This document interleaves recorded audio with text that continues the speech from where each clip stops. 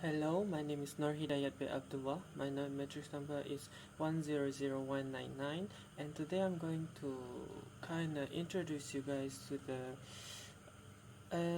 a well-known fish in Malaysia named barramundi, or also known as Asian sea bass. But we Malaysian usually just call it ikan siakap. That barramundi or Asian sea bass is native to Indo-West Pacific.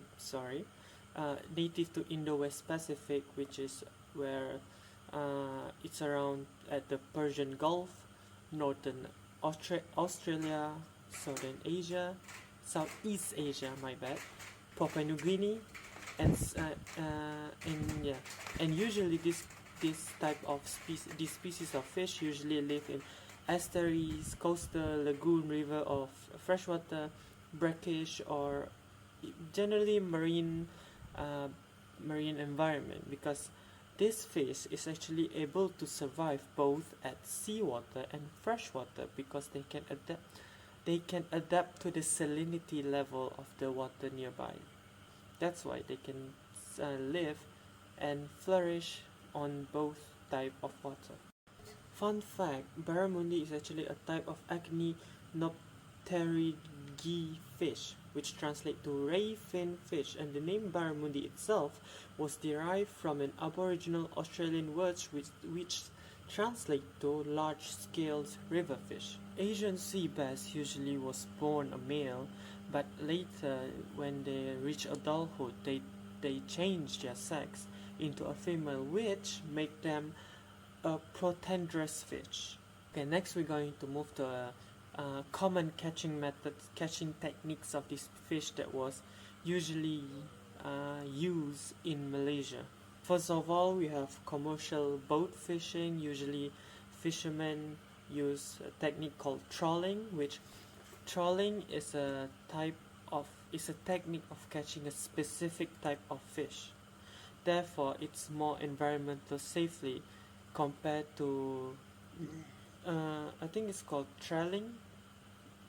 I can't remember the name, but it's more safer because the way the counterparts technique work is they basically just drop a huge net on the sea floor and just scrape everything and destroying everything in its path. So using this trawling methods is actually better for the environment, to the seabed, to the coral bed, and overall to the marine environment. Another catching methods is through sea bass hatchery. It's because this species of fish has a very high demand in Malaysian market. Also, not only on wet market, they also have a high demand on restaurants, and basically a high demand in Malaysia. That's why sea bass hatchery was introduced as a catching method to ensure that population of the sea bass in the wild did not get too affected or did not decline too much. We're talking about market price of this fish usually on wet market, they usually measure it by per kilogram. So in my area where I live, which is currently in Kota Samarahan, the price is RM 20 ringgit 80 cent per kilogram. This fish can be turned into so many variety of different recipe. Amongst them is siakap tiga rasa, siakap steam limau, siakap masak kicap, kari kepala ikan siakap, siakap bakar, siakap kukus halia, and so many more. This fish is so versatile because if it's caught fresh, the sweetness of this fish is it's so good.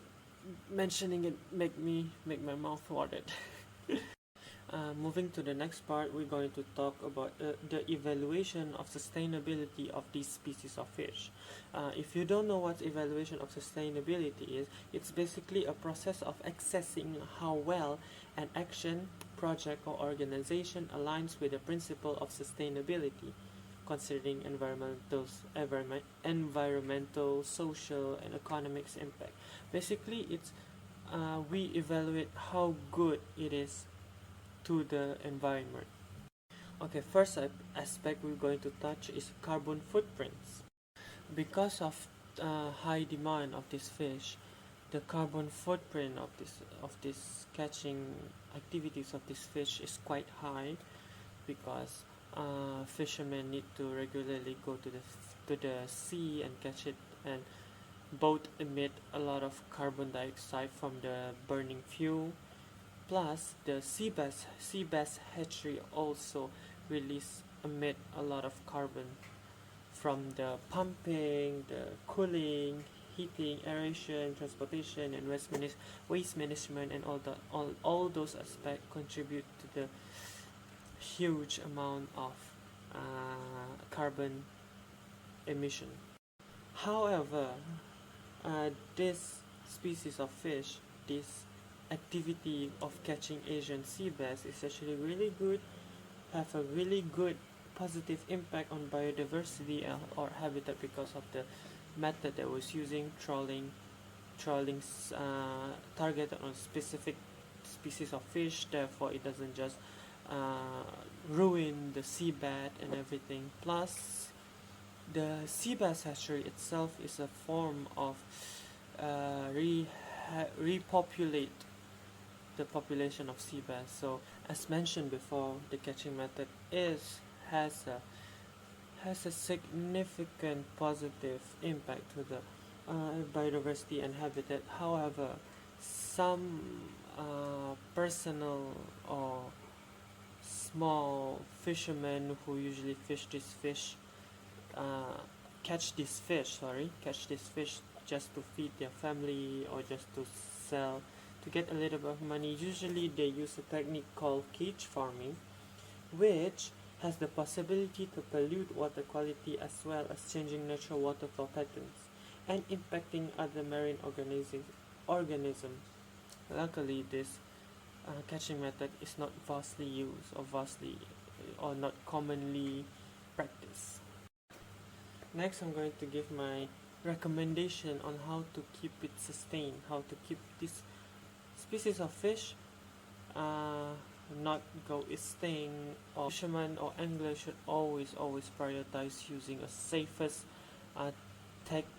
catching technique. I understand that high demands, you need to catch a lot, but again, if the environment is not good, if the place, the habitat of the fish is not good, the fish won't be there at all, because it's inhabitant. Basically, the fish cannot live there. So, anglers should always prioritize the safest catching method and never use cyanide, because cyanide fishing can seriously impact the coral reef, and coral reef is well known to be a nursery to a lot of so many species of fish. Okay, that's all from me.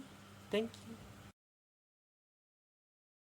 I'm Aridom Julai, and today I'll be sharing about one of the most loved seafoods in Malaysia, the squid, or sotong. The general name is squid. Locally, we call it sotong, and the scientific name is Loligo vulgaris. It's a marine animal with a soft body, long tentacles, and it's found in shallow coastal waters. Squid is usually caught using a technique called jigging, and this happens usually at night using lights to attract the squid, followed by dropping barbed lures. It's effective and selective. The price in local markets ranges from 18 ringgit to 25 ringgit per kilogram. Some popular dishes include sambal sotong, grilled squid with sambal, and fried calamari. Squid caught by jigging is considered sustainable. The carbon footprint is low, especially when it's caught locally, and the method itself causes very little harm to marine habitats. It also avoids bycatch, which is when non-target species get caught. If you want to make responsible seafood choices, go for locally jigged squid. Avoid squid that's caught using bottom trawling. That method can be seriously damage the seabed and harm other sea creatures. Thank you for watching, and let us support safe and sustainable seafood choices, starting with what we put on our plates. That's all from me. Thank you. Next, I'm gonna present about Celia serrata, aka mud crabs. These mud crabs commonly found in mangrove and coastal area.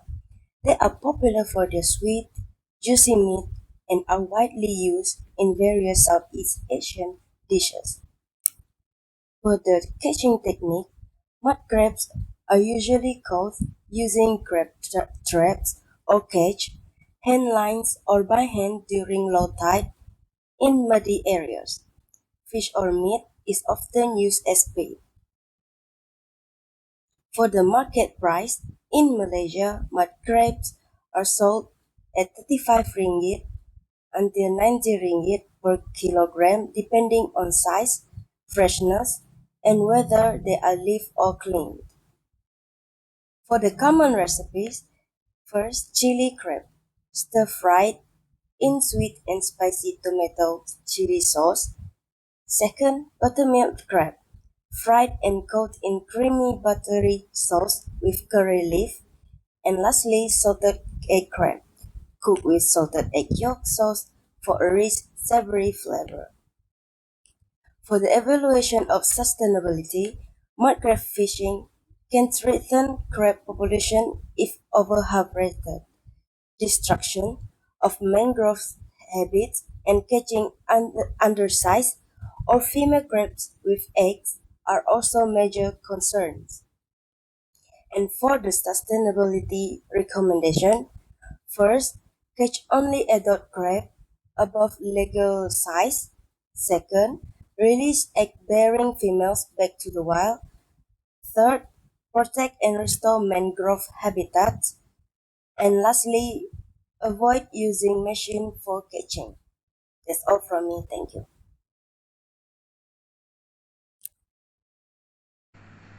Good morning everyone, my name is Emanetri Anatomy, my metric number 98820, and today I will be presenting about a fascinating mollusk species called the mud creeper, or the scientific name is Cherrythedia obtusa. It is commonly found in a mangrove ecosystem and holds cultural and ecological importance in Malaysia. The mud creeper is easily recognized by its conical spiral shell and slow movement. Locally known as siput sedut, it's a traditional delicacy often enjoyed during the festive seasons, especially when cooked in spicy coconut-based dishes. These snails are harvested manually during low tide, mainly by villagers. The method is small-scale and involves searching through the mud or using hard rakes. It's a labor-intensive process that reflects the community's close relationship with the mangrove environment. In local markets, mud creepers typically sell for 6 ringgit to 12 ringgit, depending on cleanliness and season. Popular dishes include masak lemak cili api, sambal tumis, and sometimes soup siput sedut. And about the prices, it is 6 ringgit to 12 ringgit per kilogram. Because it's collected manually and sold locally, its carbon footprint is low. However, overharvesting and mangrove destruction can threaten its population. The mud creeper plays a vital role in the ecosystem by helping decompose organic matter. To ensure sustainability, we should buy from small-scale harvesters, support mangrove conservation, and avoid processing from polluted or over-harvested areas. Education about seasonal harvesting is also important to maintain the healthy populations. In conclusion, the mud creeper is more than just food. It is a part of a delicate ecosystem. With the right practices, we can continue to enjoy it while protecting the mangrove environment it depends on. So that's all for me. Thank you. I will be giving a presentation on the mackerel, also known as tenggiri papan in Malaysia. Its scientific name is Combromorus commersant. It is a fast-swimming, carnivorous fish commonly found in Malaysian waters. It is usually caught using trolley lines, which are considered sustainable because they are selective and cause minimal damage marine habitats. However, some fishermen still use drift nets or trawls, which can harm the seabed and result in unwanted bycatch.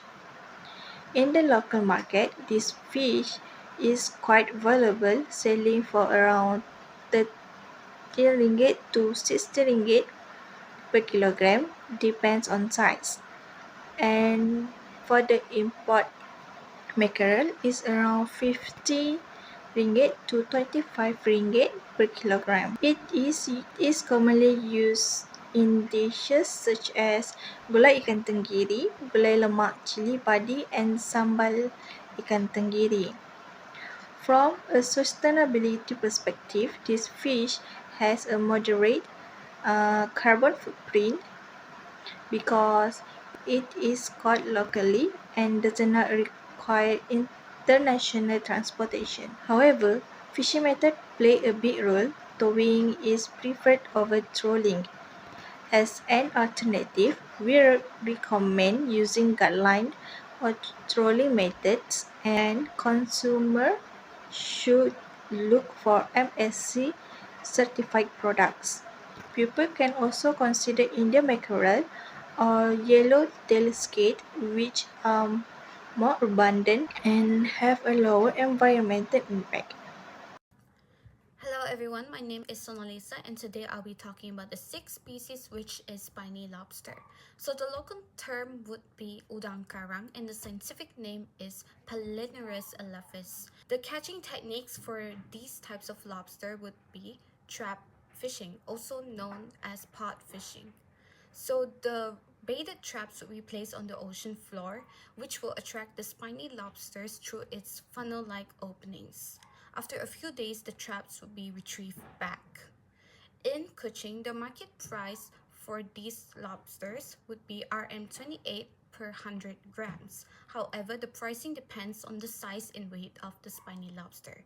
As you can see here, these are considered premium spiny lobsters and they are priced at 190 ringgit per kilogram. There are three common recipes used to cook spiny lobsters. The first one is buttermilk, the second one is sambal tumis, and the third one is masak lemak cili api. Now moving on to the evaluation of sustainability. Spiny lobster has lower emission intensity due to its traditional method of being caught. Therefore, it has lower carbon footprint because of its low fuel use and processing. Despite that, if they are still being excessively caught, this can lead to overfishing threats. This overexploitation can cause disruption towards the spiny lobsters. As previously mentioned, the catching method for spiny lobster is considered sustainable because of its traditional method, which has low fuel use and processing. For sustainable recommendation, spiny lobsters farm should focus on hatchery-based seed production. This method is to grow spiny lobsters larvae in a controlled environment. This is to promote a healthier ecosystem and at the same time lower the pressure on wild stocks. That is all from me. Thank you. Hello, my name is Mona Lisa and now I will explain the seventh species, which is giant tiger prawn. The local term for this species is Hudang harimau and the scientific name is Penis monodon. This species thrives in brackish water environment with the maximum total weight is 167 mm with a total weight of 40 grams. There is two types of catching technique for this species. The first one is stationary device and gear, which is include fry lure, fry filter net, and set fry trap. And the second type is mobile and device and gear, which is include scoop net, fry seine, triangular net, and fry bulldozer. And market price for this species is 50 to 80 ringgit, and it could be more pricey if it's a fresh one. Common recipe for this species, we have sambal udang, salted egg prawn, buttermilk prawn, and laksa prawn. Evolution of sustainability. This species is actually among the largest greenhouse gas producers in marine farming. However, it produces lower emissions than the captured one, but we still can't deny that prawn farms are established by clearing coastal mangrove forests, which is a vital carbon sink. Also, the production of prawn feed and other agriculture products contribute further emissions through farming, processing, and transportation. Recommendation: the production of giant tiger prawn should prioritize responsible aquaculture practice over wild capture method. Optimize feed formula to reduce reliance on fish meal and soy from unsustainable source. Promote efficient feeding techniques and technology to minimize waste, lower greenhouse gas emissions, and reduce costs. Other than that, implement integrate multi-trophic aquacultures combined farm farming with other species such as seaweed or filter feeders that can absorb waste nutrients and improve environmental balance within farm. That's all for me. Thank you.